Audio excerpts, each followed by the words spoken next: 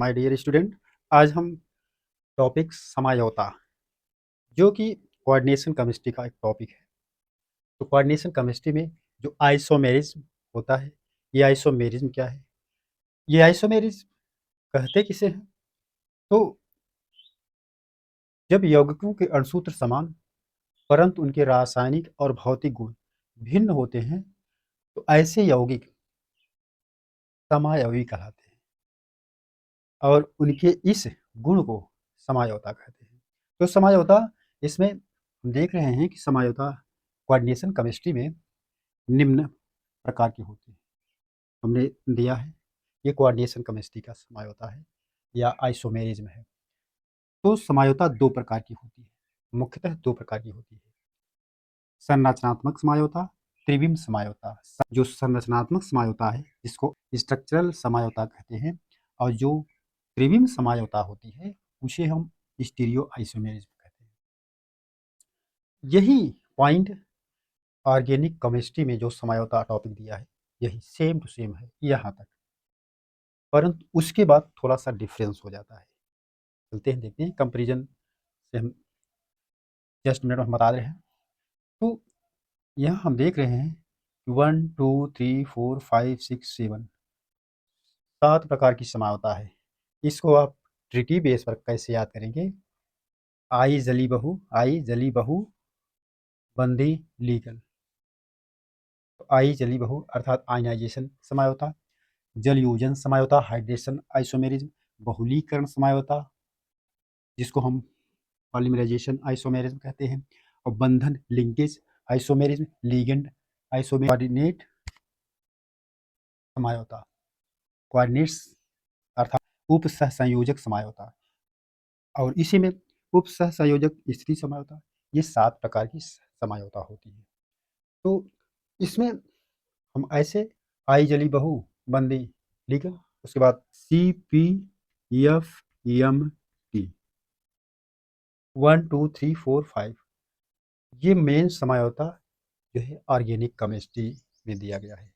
संरचनात्मक समझौता आप पढ़ेंगे तो जैसे चेन आइसोमेरिज्म, पोजीशन, फंक्शनल और मेटामेरिज और टाइटोमेरिज में, ये मेन समझौता संरचनात्मक समझौता में ऑर्गेनिक में पढ़ाया जाता है। और ये समझौता आई जली बहू बंदी लीगल, ये समझौता किसमें है?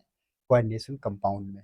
सेम ये तो उसमें भी है और ये इसमें भी है, इसमें कोई अंतर नहीं है, याद रखने का है। तो याद कैसे रखेंगे? आई जली बहू बंदी लीगल, आयनाइजेशन जलयोजन, बहुलीकरण और बंदी बंधन समझौता लीगल। उसके बाद उप सहसंयोजक समझौता जिसमें स्थिति के बारे में है, और उप सहसंयोजक समझौता आइए, और उप सहसंयोजक स्थिति समझौता, उप सहसंयोजक स्थिति समझौता, पोजीशन समझौता। तो ये 7 प्रकार की समझौता इसमें होती है। समझौता जब किसी यौगिक अणुसूत्र समान होते हैं परंतु उनके भौतिक एवं रासायनिक गुण भिन्न होते हैं, उन्हें हम समझौता कहते हैं या इंग्लिश में आइसोमेरिज्म कहते हैं। समझौता दो प्रकार की मुख्यतः होती है, संरचनात्मक समझौता या इंग्लिश में स्ट्रक्चरल आइसोमेरिज्म, दूसरा है त्रिविम समझौता या इसको कहते हैं स्टीरियो आइसोमेरिज्म। तो संरचनात्मक समझौता को याद करने के लिए हमारी ट्रिक है, उसको याद रखें, आई जली बहू बंदी लीगल, बस। और रही बात कोऑर्डिनेशन समझौता पढ़ाया ही जा रहा है, बस कोऑर्डिनेशन से संबंधित यहाँ दो दे दीजिए, एक सिंपल उप सह संयोजक समझौता और दूसरा है उप सह संयोजक स्थिति समझौता, तैयार हो गया। और त्रिविम समझौता में हमेशा चाहे इनऑर्गेनिक में हो या ऑर्गेनिक में, हम हमेशा ज्यामिति या ज्योमेट्रिकल आइसोमेरिज्म की चर्चा करते हैं और प्रकाशीय समझौता या ऑप्टिकल आइसोमेरिज्म की चर्चा करते हैं, जबकि इसमें थोड़ा सा अंतर रहता है ऑर्गेनिक में। CPFMT ये पॉइंट है, chain isomerism, position, functional, metamerism, tautomerism, ये समझौता है। उसके बाद जब हम आयनन समझौता की बात करते हैं तो आयनन समझौता क्या है? आयनन समझौता जब अणुसूत्र समान परंतु विलयन में भिन्न भिन्न आयंस होते हैं। जैसे हम यहाँ एक एग्जाम्पल ले रहे हैं, एग्जाम्पल है पेंटामीन ले लें, पेंटामीन सल्फेट, कोबाल्ट, और बाहर जो है आयनाइजेशन स्फीयर में एक आयंस है, इसको Br लिख देते हैं। तो जब इसका विलयन लाल होता है तो यह जब इसका विलयन बनाते हैं तो यहाँ जो जो सेकेंडरी वैलेंसी होती है, सेकेंडरी वैलेंसी जब अलग हो जाता है तो इस पर पॉजिटिव चार्ज लग जाता है। उसी प्रकार से यदि हम यहाँ दूसरे की चर्चा करें, यदि यहाँ हम चेंज कर दें, जो सल्फेट है इस यहाँ हम ब्रोमीन लिख दें और यहाँ सल्फेट लिख दें, तो हम यहाँ लिख रहे हैं पेंटामीन, पेंटामीन, ब्रोमीन, ब्रोमीन और सल्फेट। जो पेंटामीन, पेंटामीन ब्रोमीन सल्फेट है, यह यहाँ पर हम देख रहे हैं कि आयनाइजेशन समझौता में हम देख रहे हैं कि ये कोऑर्डिनेशन स्फीयर में सल्फेट रहता है पहले, लेकिन यहाँ पर ब्रोमीन है, तो कोबाल्ट की कनेक्टिविटी इससे है लेकिन इससे नहीं है। तो जब इस प्रकार से आइसोमेरिज्म दिखाई पड़ते हैं कि इसकी कनेक्टिविटी में डिफरेंसता आती है, अर्थात डिफरेंस भिन्नता आ जाती है। कोबाल्ट की कनेक्टिविटी यहाँ पर ब्रोमीन से नहीं है, यहाँ सल्फेट से है, लेकिन यहाँ कोबाल्ट की कनेक्टिविटी यहाँ ब्रोमीन से है, ये सल्फेट जो है आयनाइज हो गया। तो जब आयनाइज हो जाएगा तो यहाँ +2 चार्ज लग जाएगा, ये अलग हो जाएगा। हम ये इसका कलर लाल है और फिर बाद में इसका कलर हम देखते हैं कि जब इसको विलयन में घोला जाता है, विलयन बनाया जाता है, तो विलयन के पहले तो ये लाल बैंगनी होता है, लाल बैंगनी, लाल बैंगनी, और बाद में ये सल्फेट आयन जो है ये आयनाइज्ड हो जाता है, इस पर +2 चार्ज लग जाता है। अर्थात यहाँ कोबाल्ट की कनेक्टिविटी डिफरेंस है दोनों आयन से। इसमें कोबाल्ट की कनेक्टिविटी का जिक्र हम जब करते हैं, यहाँ कोबाल्ट की कनेक्टिविटी सल्फेट से है और यहाँ कोबाल्ट की कनेक्टिविटी ब्रोमीन से है, जबकि यहाँ ब्रोमीन जो है आयनाइज्ड हो जा रहा है और यहाँ आयनाइज्ड नहीं हो रहा, ये कोऑर्डिनेशन स्फीयर के अंदर। इस प्रकार के जब पेयर्स देखने को मिलते हैं, जोड़े देखने को मिलते हैं, तो यहाँ पर आयनन समझौता, जल योजन समझौता, दो ऐसे पेयर दिए रहेंगे, जल के अणुओं की संख्या दोनों में समान रहेगी, लेकिन घटा बढ़ी कहाँ होगी, कोऑर्डिनेशन स्फीयर और आयनिक स्फीयर।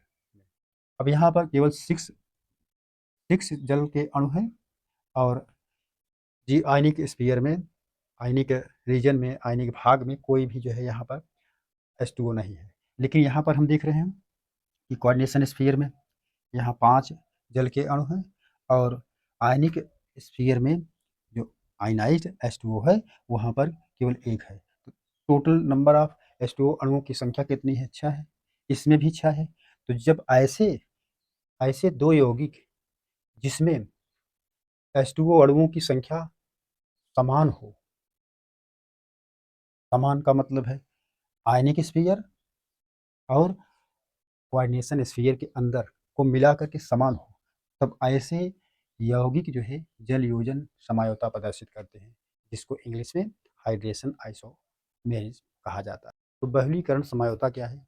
बहुलीकरण समझौता वह समझौता होती है जिसमें समान मूलानुपाती सूत्र, इंपिरिकल फार्मूला समान तथा भिन्न आणविक संगठन हो, भिन्न आणविक संगठन रखने वाले यौगिक बहुलीकरण समझौता कहलाते हैं। Empirical formula same means PT है, हम यहाँ एक एग्जाम्पल लिखे हैं, डाईएमीन, डाईएमीन जो है कोऑर्डिनेशन स्फीयर में हम कर दें Cl2, इसमें सभी इंपिरिकल फार्मूले समान, किंतु हम इसमें यह देख रहे हैं कि भिन्न भिन्न आणविक संगठन, अंदर कोऑर्डिनेशन स्फीयर के अंदर पीटी Cl2 2 है, लेकिन यहाँ 4 हो जाएगा इंपिरिकल, भिन्न भिन्न आणविक रचना वाले।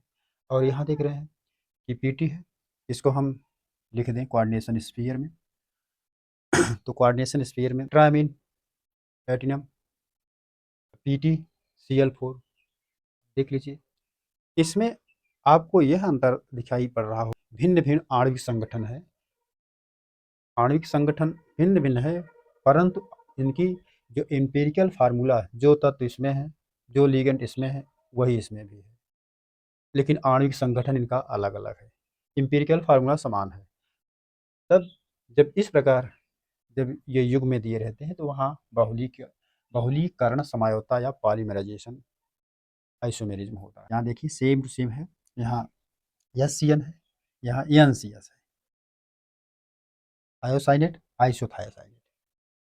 तो इस प्रकार से यहाँ यस से जो है बॉन्डिंग बना लेता है, बंधन करता है, यहाँ यन से बंधन करता है। तो इस प्रकार की समझौता को बंधन समझौता कहते हैं। नेक्स्ट पॉइंट, एक दूसरे से समझौता प्रदर्शित करते हैं ये लिगेंड। कुछ लिगेंड ऐसे होते हैं कि जो स्वयं अपने स्ट्रक्चर में ही समझौता प्रदर्शित करते हैं। उनकी बॉन्डिंग यहाँ कर दी जाए, इसको हटा करके यहाँ कर दिया जाए, उसी के समझात या समझौता प्रदर्शित। अगले टॉपिक्स में हम आपको उपसहसंयोजक समझौता तथा उपसहसंयोजक स्थिति समझौता के संदर्भ में